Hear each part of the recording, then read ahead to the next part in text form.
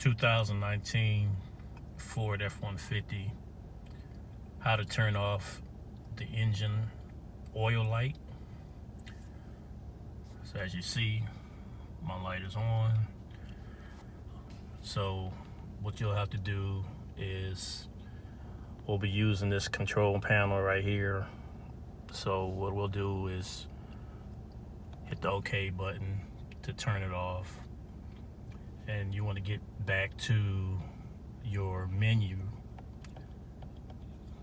your display menu, and what you'll do is you'll select settings, and then advanced settings, then vehicle, then come down to oil light reset.